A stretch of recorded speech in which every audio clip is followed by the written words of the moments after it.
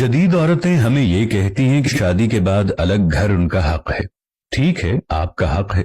वो हमें कहती हैं कि हमारे माँ बाप की खिदमत उनका फर्ज नहीं। ठीक है, आपका फर्ज नहीं है। आपकी सब बातें ठीक हैं। वो कहती हैं कि जॉइंट फैमिली सिस्टम ठीक नहीं है। आप ठीक कहती हैं, लेकिन हमें ये भी तो बता दें कि 30 साल तक हमें दिन में 3 वक्त का खाना, साफ सुथरे कपड़े और सोने के लिए पंखे की सबसे अगली चारपाई देने वाली माँ को कहाँ छोड़ के आए। अपनी सारी जवानी अपनी जूतियां घिसाकर हमें इस मकाम तक पहुंचाने वाले बाप का क्या करें। हम इस बाप का क्या करें जिसकी बचत और पेंशन से हमारी शादी हुई और आप हमारे घर का हिस्सा बनी। हम उन्हें किसी ओल्ड होम में छोड़ के आए।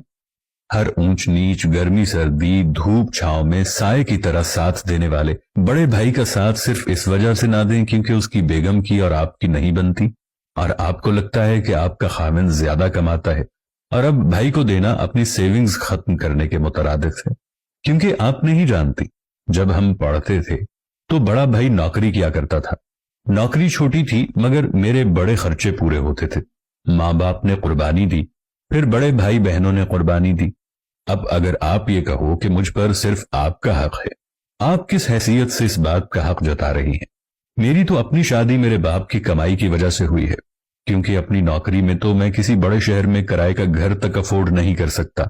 भाई मिलकर रह रहे हैं, मसाइल हैं, लेकिन क्या मसाइल भाइयों के हैं। आप पंजाब यूनिवर्सिटी या कोई भी हॉस्टल देख लें, आप बॉयज हॉस्टल में कभी ये तफरीक नहीं कर पाएंगी कि किसके पास कितने पैसे हैं। हमें ये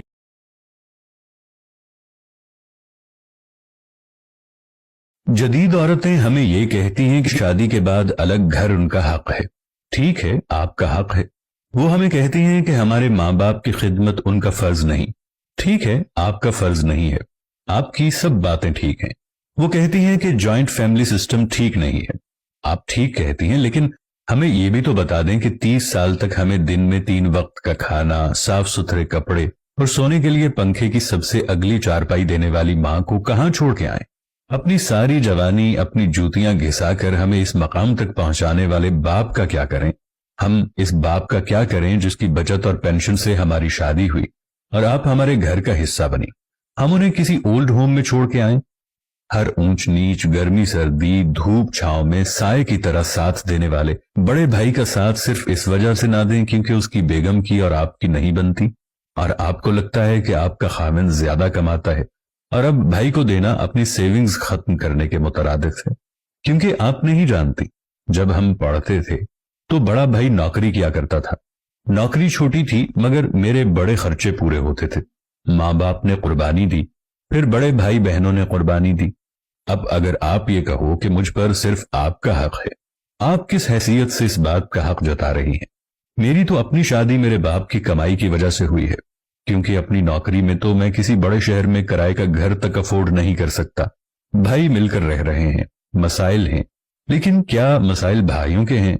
आप पंजाब यूनिवर्सिटी या कोई भी हॉस्टल देख लें, आप बॉयज हॉस्टल में कभी ये तफरीक नहीं कर पाएंगी कि किसके पास कितने पैसे हैं, क्योंकि पैसे कम हो या ज्यादा रूममेट्स और दोस्त आपस में इकट्ठे रहते हैं, खाते हैं, पीते हैं, और ये कभी महसूस नहीं करवाते कि 4 दोस्त मिलकर एक का खर्चा उठा रहे हैं या एक जागीरदार दोस्त चारों को पाल रहा है।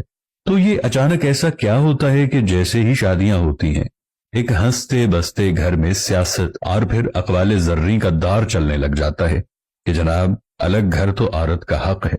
हक है, बिल्कुल है, लेकिन कोई साथी ये भी तो बताएं, माँ बाप का क्या हक है, उनको कहाँ छोड़ के आए। कम कमाने वाले बड़े भाई जिसने कई जगह हमारी फीसें दी हों, उसका क्या करें, उसको क्या कहें। मेरी जगह पर कई जगहों पर लड़ने वाले, मुझ पर जान छिड़कने वाले भाइयों का क्या करूं। बेहतर नहीं कि मर्दों को अलग घर का ताना देने की बजाय, या बिलफर्ज अगर आप अलग घर में रह रही हैं और आपकी सारी जरूरतें पूरी हो रही हैं, तो फिर खामिद अपने खानदान पर जैसे मर्जी खर्च करे। आप क्यों भाइयों के मसाइल में कूद पड़ती हैं। बेहतर नहीं अपनी जिंदगी सुकून से गुजारें और खानदान को अलग घरों में रहते हुए भी इकट्ठा रहने दें। प्राइवेसी के नाम पर घुटन बढ़ रही है, डिप्रेशन बढ़ रहा है और हम अपनों के बजाय डॉक्टर्स की तरफ दौड़ रहे हैं। बेहतर नहीं आपसी मसाइल सुलझा लें। खातीन बात बात पर मसाइल खड़ा करने की बजाय भाइयों को उनके हाल पर छोड़ दें ताकि सब खुश रहें और सुकून रहे।